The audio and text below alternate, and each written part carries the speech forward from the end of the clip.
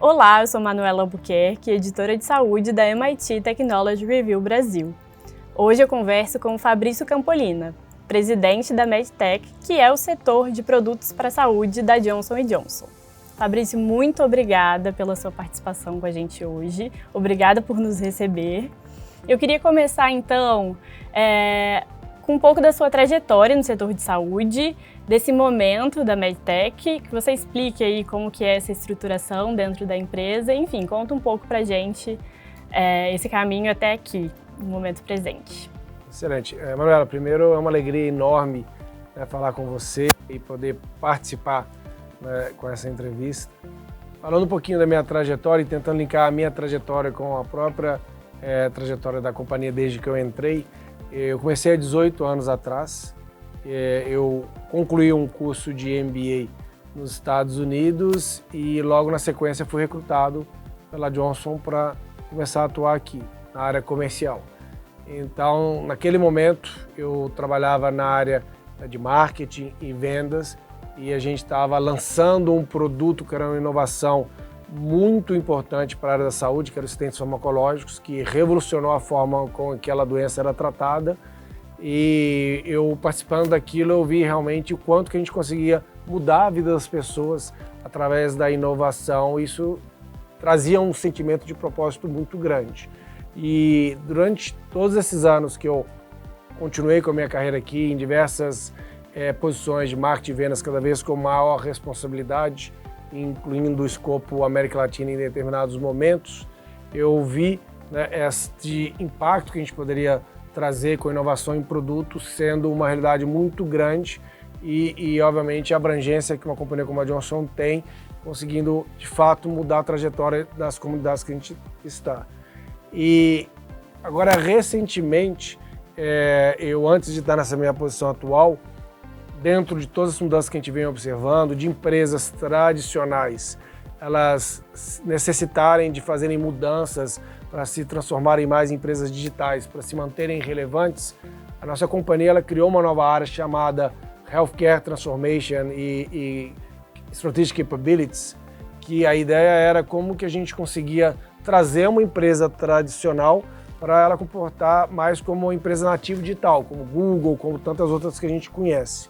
E aí, dentro desse papel que eu assumi naquele momento, que foi em 2019, eu ajudei a nossa companhia primeiro a adotar, por exemplo, práticas ágeis de trabalho, com squads ágeis.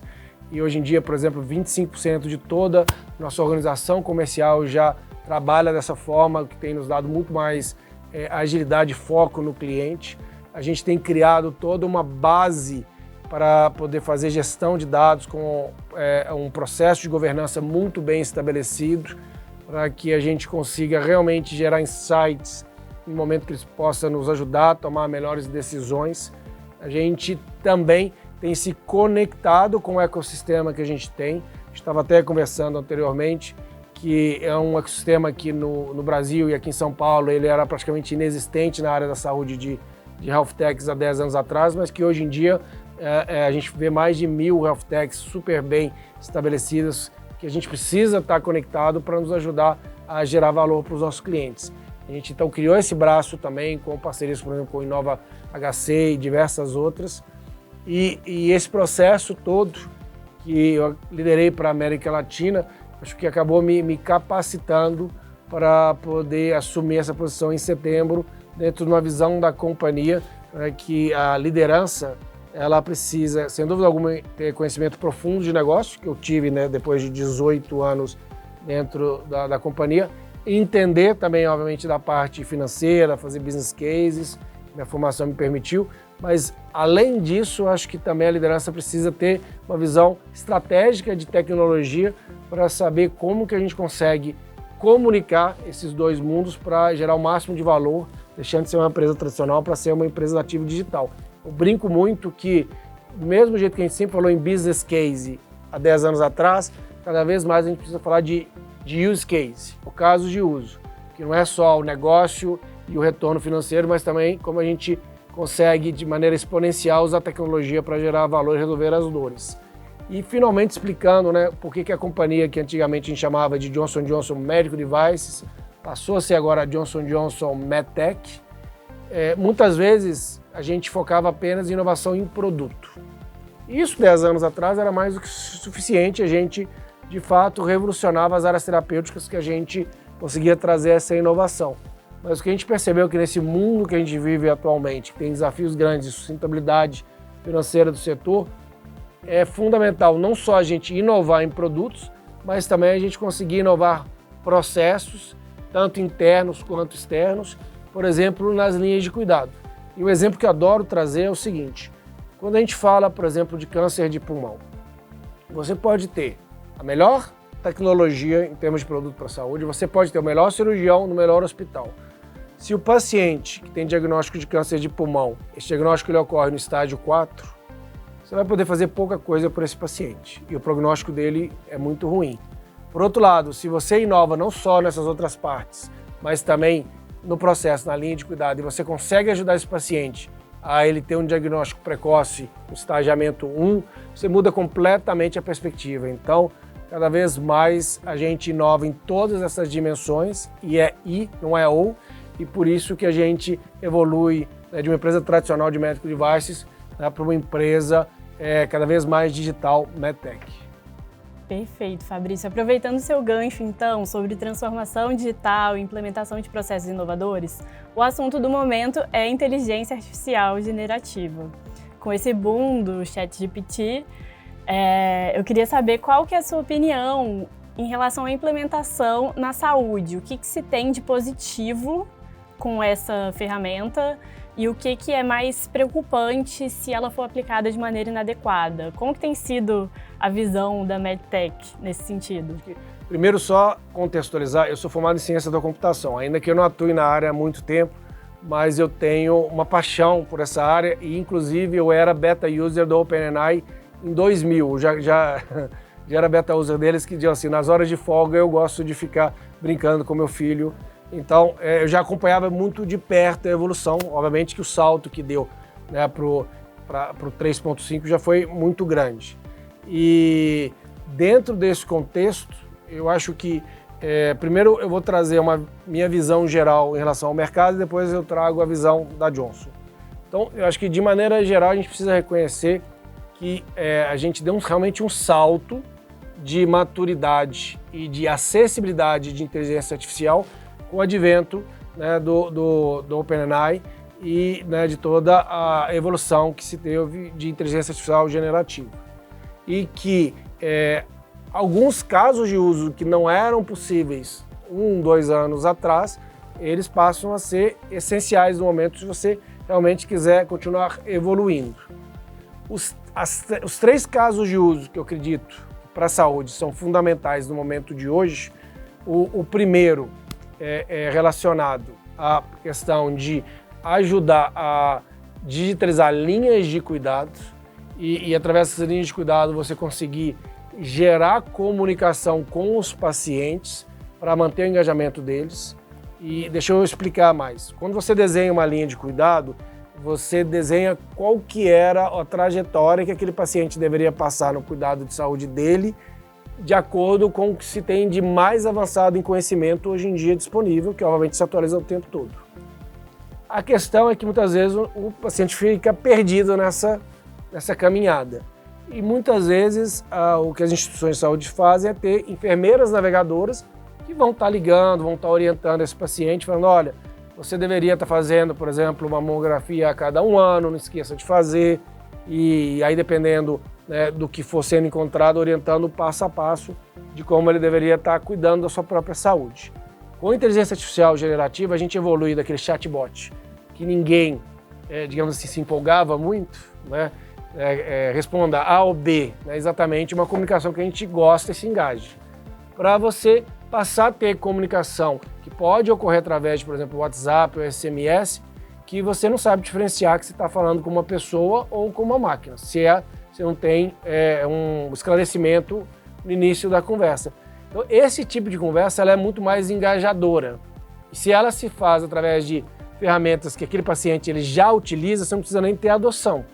Então, a hipótese que eu acredito muito, é que o primeiro caso de uso é utilizando essa capacidade de ter uma conversa que é uma conversa tão engajadora como que uma enfermeira navegadora teria, através de WhatsApp e de SMS, e que ajude a direcionar esse paciente aí na linha de cuidado dele.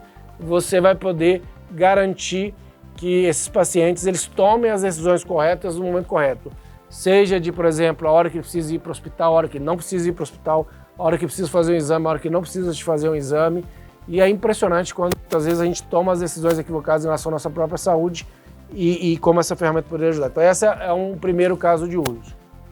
O segundo caso de uso que eu acho que vai ter um impacto muito grande é redução de tarefas administrativas, que a gente chama de como se fosse um copiloto de tarefas administrativas. Hoje em dia, tem dados que mostram que, principalmente clínicos, né, médicos clínicos, eles acabam tendo 2 horas do tempo deles que eles investem em trabalhos burocráticos, de ficar escrevendo né, no prontuário, laudos do que passou, preenchendo papelada para ter autorizações de convênios médicos. Imagina que é um tempo muito importante que poderia estar sendo dedicado a cuidar de pessoas e você faz tarefas administrativas. O que a gente está vendo, e isso está começando com muita força nos Estados Unidos, são algumas aplicações em que uma consulta, né, médico-paciente, você coloca um dispositivo que está ouvindo a sua consulta e através de inteligência artificial generativa, ao final da consulta, automaticamente já gera o relatório para ser colocado no prontuário, já traz a receita para aquele paciente e já agenda as consultas de follow-up para aquele paciente. Então, se automatiza tudo aquilo. Então, primeiro, como se fosse enfermeiras navegadoras que vão ajudar o paciente a navegar o cuidado dele. O segundo é automatizar essas tarefas administrativas, gerando mais tempo para o profissional de saúde cuidar do seu paciente. E a terceira é um nivelamento relativo de conhecimento. Do mesmo jeito, por exemplo, que você tem o Waze hoje, e esse Waze ele faz com que qualquer um, né, por exemplo, se eu for lá no Espírito Santo e resolver dirigir em Vitória, que eu nunca dirigi na minha vida, com o Waze eu consigo dirigir tão bem quanto um taxista que mora lá há anos. A inteligência artificial generativa, obviamente que isso ainda está em evolução e tem muitas limitações, ela vai poder estar como se fosse uma ferramenta de apoio que vai ajudar a jovens profissionais de saúde a acelerar a curva de aprendizado dele, da mesma maneira que eu descrevi com o Waze, e desse jeito quem acaba se beneficiando são os pacientes, que você tem uma aceleração dessa curva de aprendizagem. Então, eu acredito que esses são os 3 grandes casos de uso no momento. Em relação a Johnson & Johnson, de maneira geral, a gente reconhece primeiro que essa é uma inteligência artificial generativa, é uma ferramenta maravilhosa, que a gente realmente está disposto a utilizar o seu máximo potencial, mas ao mesmo tempo é fundamental a gente ter uma governança em relação a ela, porque obviamente a gente tem a nossa responsabilidade enquanto companhia. Até tenho ouvido muitas vezes falar que vai se criar, do mesmo jeito que para pesquisa clínica você tem um comitê de ética, você vai começar a criar um comitê de ética para a inteligência artificial. Então, neste momento que a gente está fazendo, a gente está estudando profundamente para poder criar todo um arcabouço de governança para a gente garantir que a potencialidade da inteligência artificial generativa ela seja utilizada na sua plenitude, sem muitos dos riscos que a gente já vê que estão ocorrendo, e daí começar a experimentar para a gente poder escalar isso depois dentro da companhia de uma maneira responsável, condizente para essa marca, afinal de contas a gente atua em saúde. Então esses são, né, os grandes pontos que a gente trabalha, mas dito isso eu achei importante, só para concluir, a gente comentar o seguinte: se fala que a inteligência artificial ela tem alucinações, né? É o famoso caso de hallucination AI, no qual ela começa a falar de coisas que ela nem foi treinada e que, obviamente, não estão conectadas com a realidade. Você tem os próprios erros que vêm dos dados de treinamento que podem trazer todas as visões tendenciosas que o ser humano tem. Tem muitas limitações, sim, isso é uma verdade. Por outro lado, a gente também erra. Então não é porque a inteligência artificial pode se equivocar que a gente vai banir ela, né? O ser humano também erra e provavelmente a inteligência artificial talvez erre menos do que a gente em certas situações. Então acho que a gente precisa de maneira responsável entender, criar toda uma governança para poder realmente utilizar de maneira responsável essa tecnologia, mas eu não tenho dúvida que esse é o futuro e as minhas apostas para os 3 casos de usos que a gente vai ter nesse primeiro momento de saúde são os que eu acabei de comentar. Perfeito, Fabrício, muito obrigada. Eu queria voltar um pouquinho para o ano passado, 2022. Muito se falava sobre metaverso. Eu queria ouvir sua opinião sobre isso. Houve um certo frisson em relação ao metaverso e a aplicabilidade na saúde? Você ainda enxerga essa aplicabilidade acontecendo nos próximos anos? Em que medida, né? A gente pode comparar com esse boom da inteligência artificial generativa? São movimentos diferentes? Por quê, né? Onde estão essas diferenças? Queria te ouvir sobre isso. Não, eu acho que eles são complementares em momentos diferentes. Muitas vezes na tecnologia a gente tem uma empolgação inicial, depois ela cai e algumas depois crescem de maneira sustentável e outras acabam ficando pelo caminho. Eu acho que tanto inteligência artificial quanto metaverso, elas vão realmente ter um impacto gigantesco e elas vieram para ficar.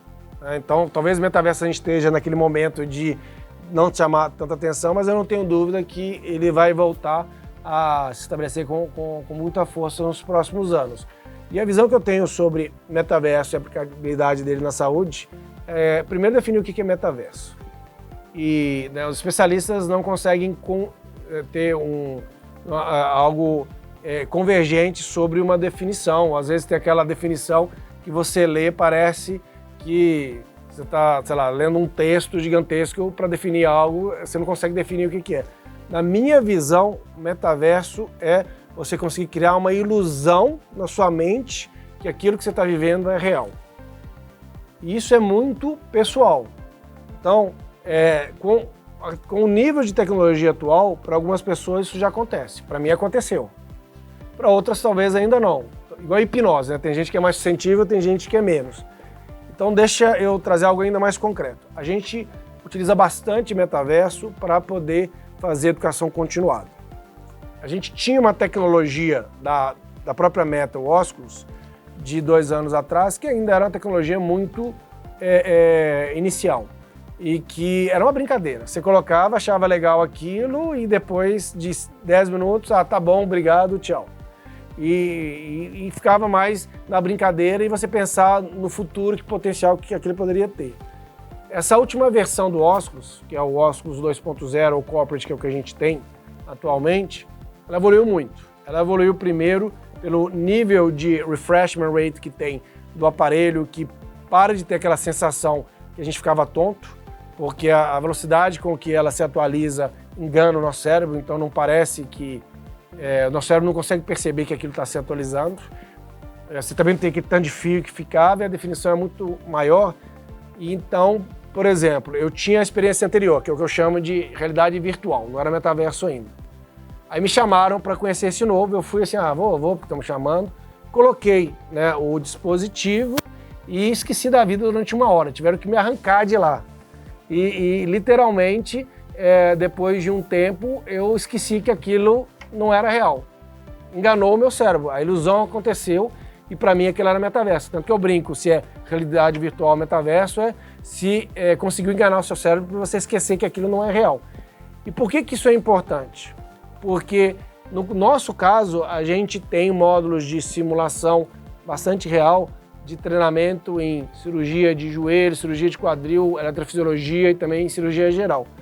Então você pega um residente, por exemplo, se ele entra naquele mundo, se a mente dele acha que aquilo é real e ele fica repetindo aquele procedimento muitas e muitas e muitas vezes, quando ele for realmente para o campo cirúrgico com o paciente real, ele já sabe o que ele está fazendo.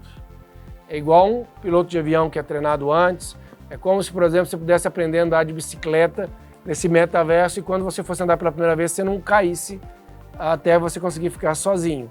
E a gente já tem alguns estudos clínicos iniciais mostrando exatamente isso.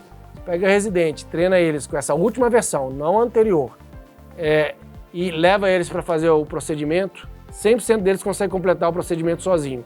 Você fazendo com a forma anterior que era feita e levar, a grande maioria, no meio do procedimento, chamava o preceptor para concluir, porque ele já não lembrava os passos ou ficava na dúvida. Então, isso já é real, a gente já vem utilizando dentro da nossa jornada educacional, e a gente acha que só vai ampliar. Além disso, outros casos de uso que a gente vê, por exemplo, o Hospital de Amor tem um caso maravilhoso chamado do Herói, que você pega pacientes, crianças, que têm leucemia, que vão fazer quimioterapia, e aí você joga eles para dentro do mundo mágico, e aí na hora da quimioterapia, em vez de ser aquele sofrimento para a criança, ela acha que está no meio do jogo e está recebendo um raio no braço, e aí se você é um herói, segura seu braço e ela fica lá, e aquilo vira algo lúdico. Tem sido utilizado também para, por exemplo, tratar traumas, alguém que tem dificuldade para falar em público, você joga dentro do metaverso, ela acha que aquilo é real, ela fica treinando falar para um auditório cheio, ou transtorno autista, são outras aplicações que a gente tem visto, e obviamente marketing pelo todo o frisson que gerou em torno. Então, metaverso, eu não tenho dúvida que é o futuro, e à medida que o dispositivo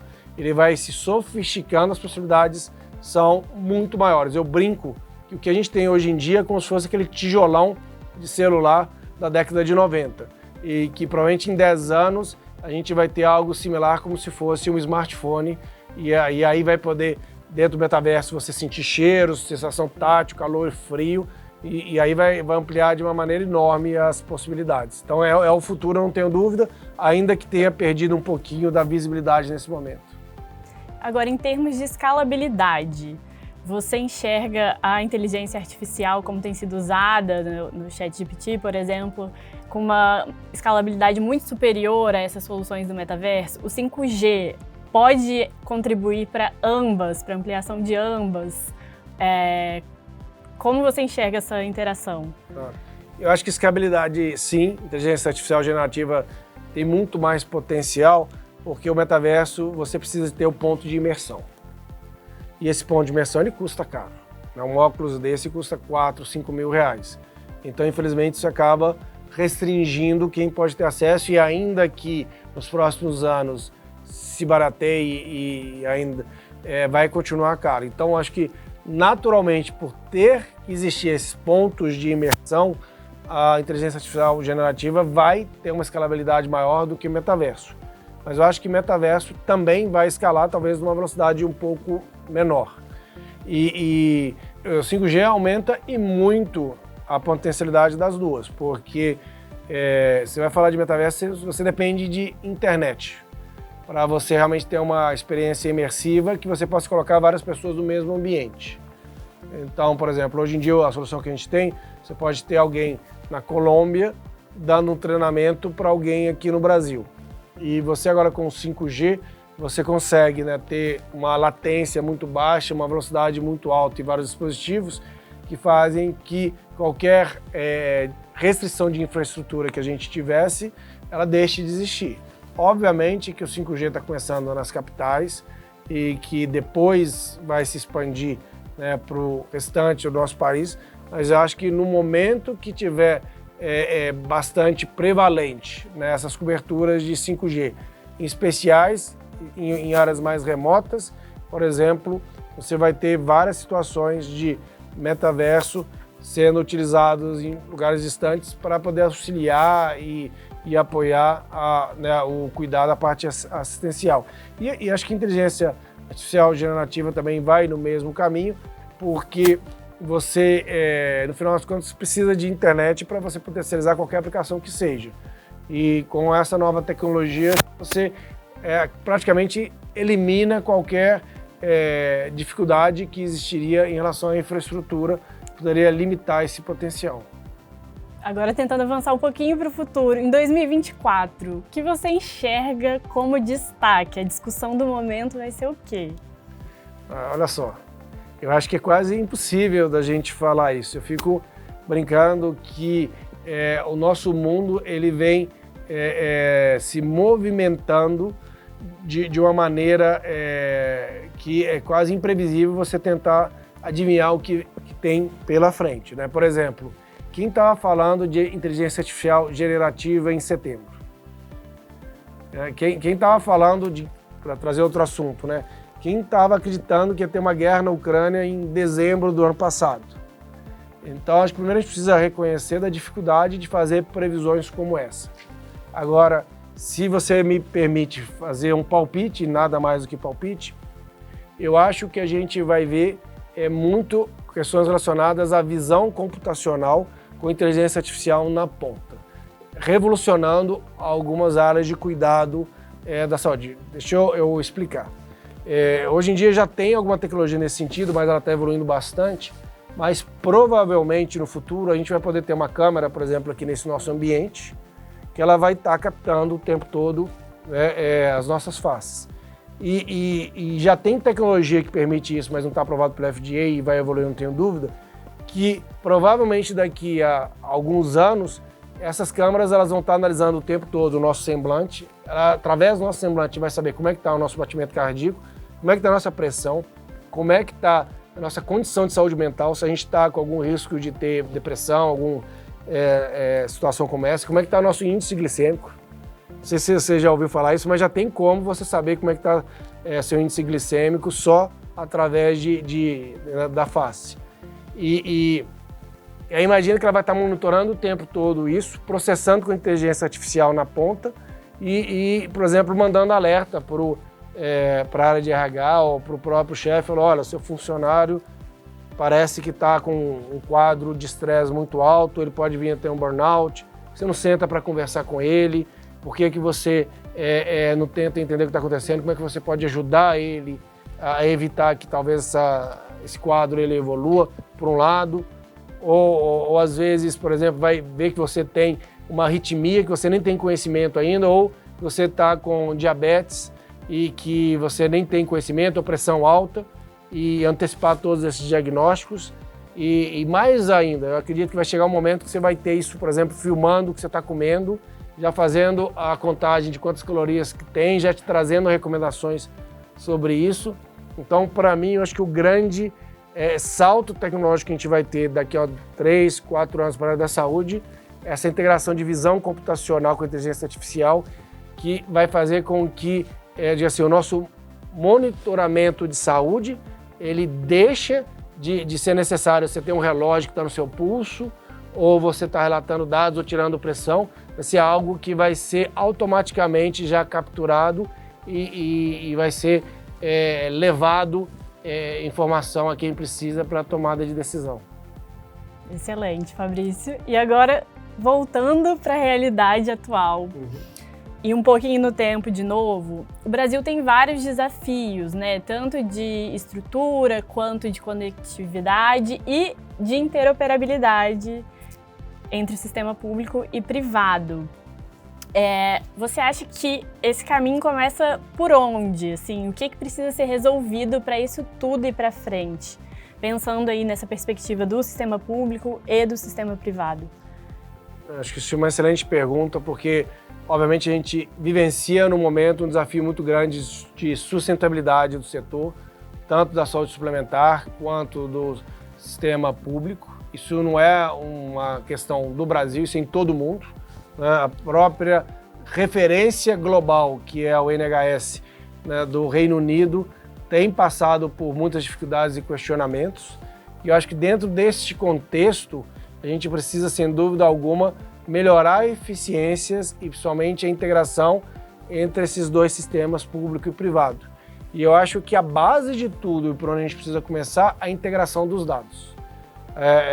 Seja ele Open Health ou o nome que a gente queira chamar, ou a forma como a gente quer que isso evolua, mas o que a gente precisa de fato? A gente precisa que todos os dados sobre a saúde dos pacientes que são coletados quando ele faz uma visita a um hospital, ou uma UBS, ou uma UPA, ou ou um consultório clínico, que esses dados eles consigam ser consolidados num prontuário único, universal, e que quem seja o dono desses dados não é quem está coletando eles, mas é o paciente, e que esse paciente ele possa, obviamente, definir para quem que ele vai dar acesso a esses dados para que ele possa ser cuidado. E eu acho que a partir do momento que a gente consiga integrar esses dados, ter total transparência e segmento do que está acontecendo, eu acho que naturalmente a gente já vai reduzir muito dos desperdícios que tem hoje no nosso sistema de saúde, são da ordem de 20% a 30% dependendo, né, do instituto de pesquisa que faz as análises. Então, para mim, eu acho que aonde deveríamos focar é como que a gente consegue criar esse prontuário universal, que o dono do dado seja o próprio paciente, que qualquer dado coletado de saúde daquele paciente seja integrado nesse dado, obviamente com o máximo de governança, privacidade e segurança para proteger esses dados. Perfeito, Fabrício. Nosso tempo está acabando, então queria deixar o meu agradecimento em nome de toda a equipe da MIT Technology Review Brasil. E queria deixar esses minutos finais para você fazer a sua avaliação geral sobre isso tudo que está acontecendo, para você finalizar aí com uma mensagem. Eu acho que a velocidade das mudanças, elas podem trazer receio, medo, preconceitos, e que acho que a gente está no momento da gente realmente entender que, na verdade, a tecnologia, mais do que nunca, é uma ferramenta para nos ajudar a aumentar a produtividade, reduzir desperdício, tornar as nossas empresas mais ágeis e, no final das contas, algo que eu acredito muito é que a inovação é como se fosse o elixir da juventude, das empresas, das pessoas, que independente, né, se você é uma empresa centenária, uma empresa com 5 anos de vida, se você realmente abraça a inovação, abraça a tecnologia, você sempre vai ser uma organização jovem, você vai ser uma organização relevante, e esse é o convite que eu faço para todos, para que a gente supere eventuais receios, preconceitos e a gente abrace essas mudanças, essa inovação, para a gente se manter o mais jovem e o mais relevante e, acima de tudo, que a gente possa fazer com que o potencial dessa tecnologia ela se realize para o bem dos pacientes, que afinal de contas é para quem todos nós trabalhamos, cada um da sua forma.